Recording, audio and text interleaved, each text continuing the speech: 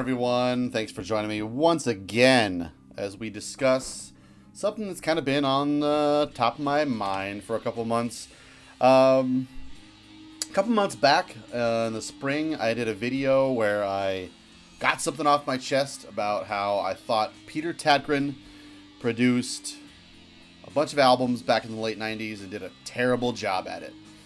And I got a reaction that I didn't expect out of that video.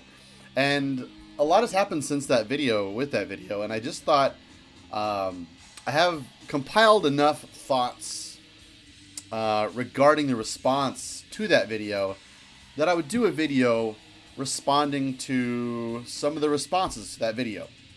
I know it sounds a little bit mundane, maybe a little bit beating a dead horse, but whatever. I decided to do it because of one of my, methodologies is if I don't talk myself out of something after a couple of weeks or months, it must be a okay idea. At least for a YouTube video. At least for a YouTube video that's just going to be buried underneath more and more content as the weeks and months go by. So, why not? I thought while I played it, we would listen to The Abyss, The Other Side. This is one of Peter Tagtgren's fine projects. So, if you don't know, it's a video where I outlined a timeline of the albums that Peter Tagtgren had produced from beginning to, a certain point, where I illustrated that up until a certain point he did a great job of producing albums, and after that I felt like he ruined them. First of all, the title of that video I spent maybe 2 seconds thinking about. And it got so many people riled and hung up on it. I think ultimately that was the biggest thing with this video. Maybe I could have articulated something a little more forgiving about the video, but ultimately that was kind of my point. So I'm not saying I'm going to back down away from saying that he ruined black metal. It wasn't a permanent thing or anything like that. He ruined it for me for a while. I felt like that was the death knell of 90s black metal when this occurred. Anyways, okay, so for those of you who have seen the video, it's probably my most viewed video. It has 6,000 views. It has 110 thumbs ups and 141 thumbs downs. So I pissed a lot of people off. And I guess the number one most important person that I pissed off is Peter Tagtgren. I never expected that he would come across my video or find my video. But apparently Peter Tagtgren not only watched my video, but then shared my video on the Abyss Studios Facebook page. So that just pulled a ton of people in to just throwing tomatoes at my porch, basically.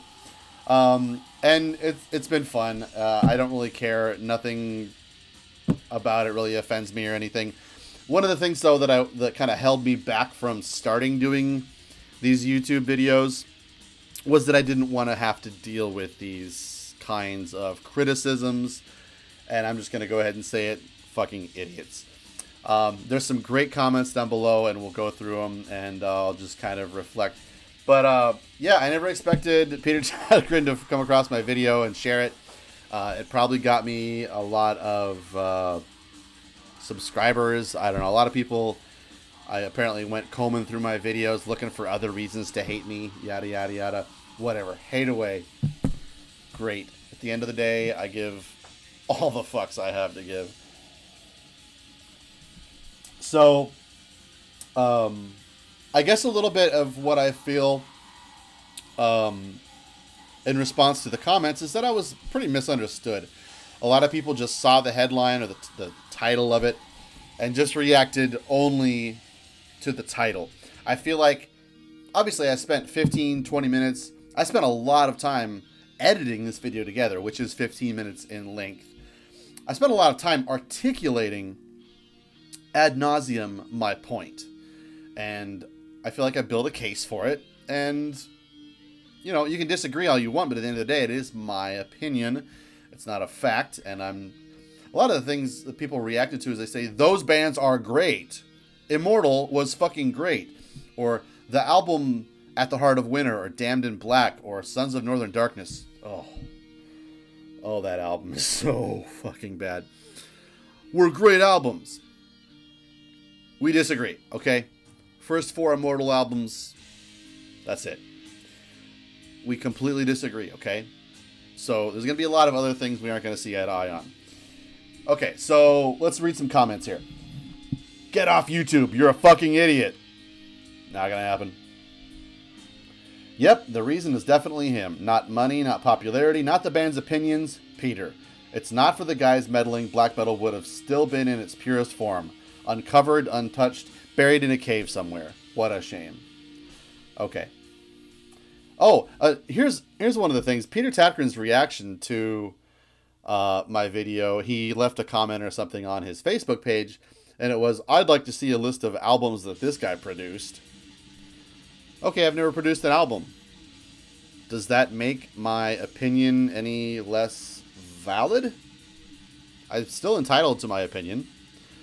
And just because I haven't produced albums doesn't mean I don't know what I like to hear out of an album. I like albums. I have a lot of them. I know what I like about the way that they sound, and some of them I don't. That I am entitled to my opinion of. And I've got a lot of albums that back up my opinions about that. So I don't need to have produced an album in order to have an opinion about what an album should sound like and how I like an album to sound. I did say in the video that I'm sure he's still active, kind of assuming that he was, even though I had looked and seen and learned that he had produced some Sabaton albums. It looks like he's been busy with Pain, etc.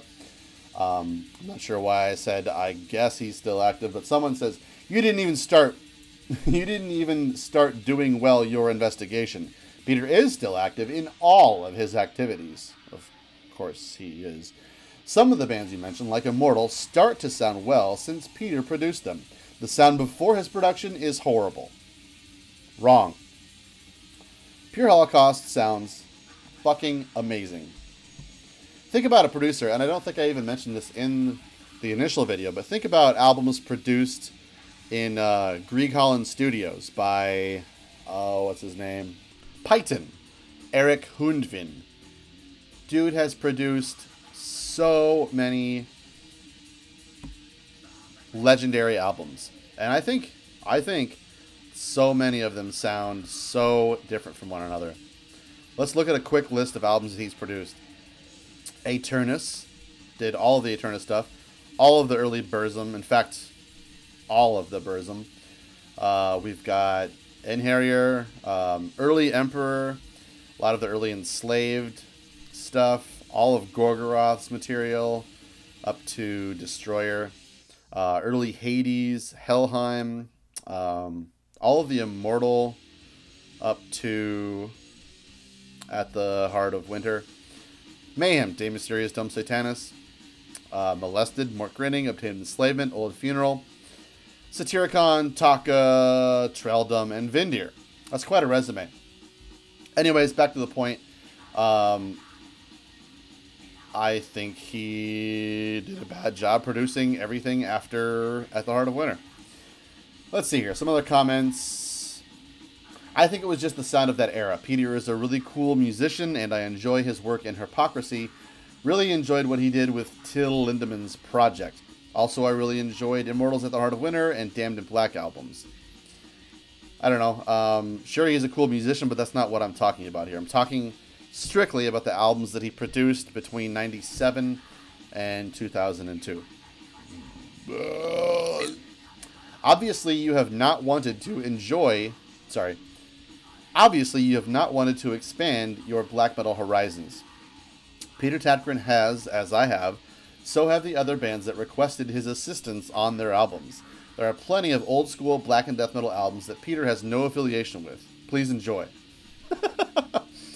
No need to try and bash one of the best black death metal pioneers of our time. Enjoy the rest of your day, sir. Well, okay, I sure will. I really have no problem expanding my horizons within black metal and outside of black metal. Still holding to my opinion. Dude, bands sound the same because they fucking play the same. Same blast beats, same tremolo guitar, and same growls over and over and over again. I think in my video I clearly illustrated that the bands before 1997 would prove you wrong, sir. Some of these comments. Man, you called boring some of the best black metal albums recorded ever.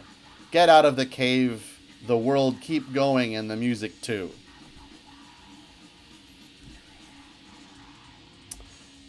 I think it's an important distinction that you made in saying that the production value of these albums has little bearing in the quality of the material contained therein.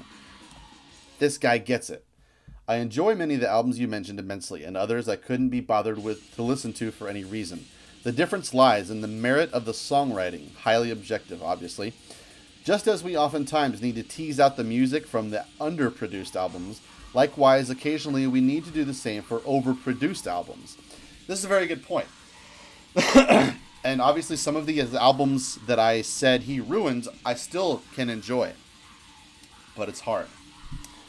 Or you can throw them out, I guess. What do you do with your time is up to you. You're not wrong with your critique, and Lord knows I have my Ballywick collection. But I am less ready to ignore the content on a lot of these releases because of the production. That is a very good point to also make. We all have the certain amount of work that we're willing to do to enjoy an album. A lot of times you have invested yourself into a band's discography for 3 or 4 albums, and then comes something that you weren't expecting. And I feel like the weight of the albums that you have enjoyed in the past can kind of help you push through with a newer album that may be a little different, a little bit off kilter. But sometimes if you're just leaping into a band's discography, as we are so often doing nowadays, just checking out bands on Bandcamp, YouTube, etc.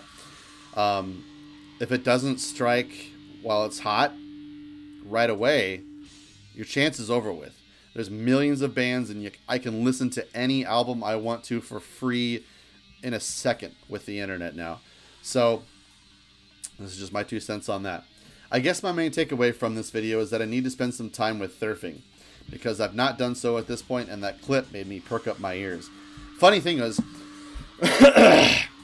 when I chose those clips, I sort of chose sections of songs that sounded similar so that you could kind of get a good litmus test. I wanted to choose in some of the songs like a blast beat section. So what I did with a lot of the sections is I chose a part that wasn't like before a blast beat and leading into a blast beat. So you could kind of have sort of a, I don't know, what do you call that? A double blind kind of, no, that's not what I'm looking for. I don't know, but just so you can have the best scientific examples of similar styles of music played through this producer.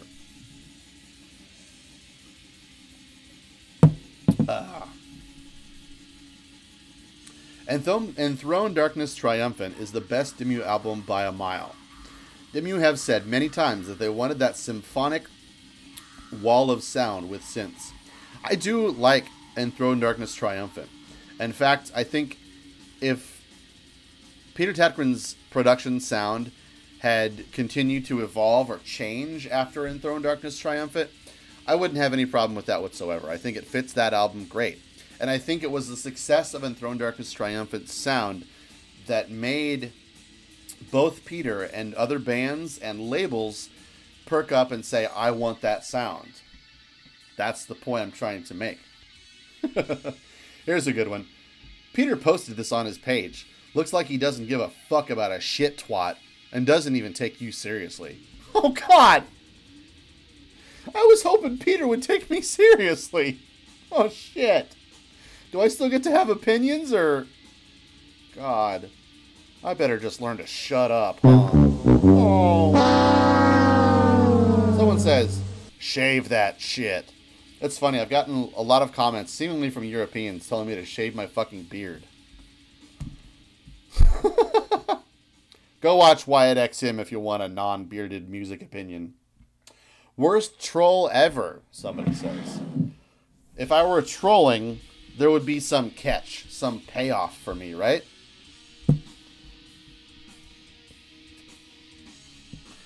Someone says it's really only the drums that sound the same, post Timmy Borger. There's no way the argument can be made that the guitar tones are similar. Anyway, he saved Celtic Frost from themselves, so he'll always be cool for that. I don't know what he's talking about. First of all, I disagree. I think all the guitars sound similar in the albums that I made examples of. And also the way... I don't really know what it is. I couldn't really figure out quite how to put my finger on it. It sounds like there's like... maybe the guitar tracks were reamped and ran through a guitar synth to make them sound like kind of like somewhere halfway between a guitar and a synth. I think that may be what he had done, or there really is just synthesizer on a lot of these albums that's really buried in the mix, but kind of adds a sort of smoothness to the tone. And that is really one of the things that bothers me about the guitar tone, not the drums. I don't know what he's talking about as far as Celtic Frost and how he saved them from themselves. Did he produce... God, I don't know. I really don't care because I don't give a shit about Celtic Frost. Wham! My black metal albums aren't potato quality enough. Just be quiet and enjoy the music. Good music is good music. Whatever, man.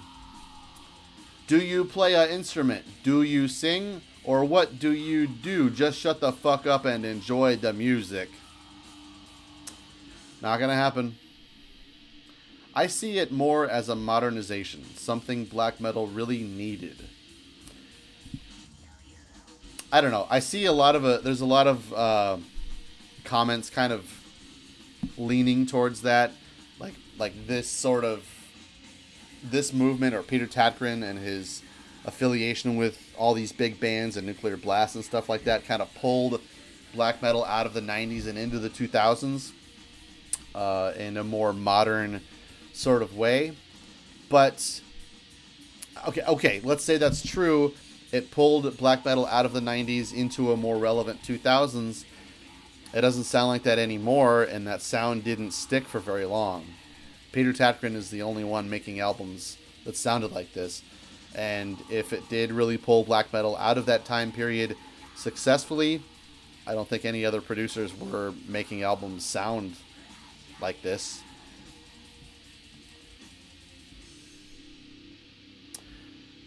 I don't know. I could go on all day and just read all these hate comments.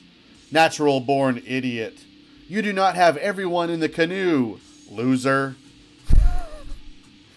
It's really amazing how the English language is just flushed so far down the toilet. No one knows how to spell, except for actually the Swedes. But I really did appreciate seeing a lot of people who agreed with my opinion on this. And those are the opinions that I value most. Obviously the ones that agree with mine. No.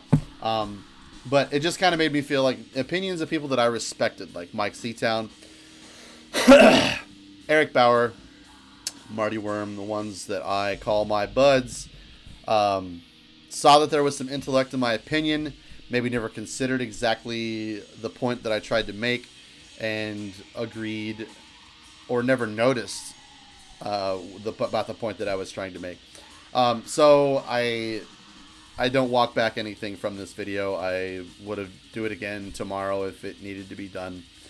So I just thought this would be a fun sort of reaction to offer to the reactions to my biggest video. And as, I don't know, I'm guessing this video might get as many views as the original one. And so that's just another reason that I'm doing this. Hope you liked it. Let me know what you think, and we'll see you next time.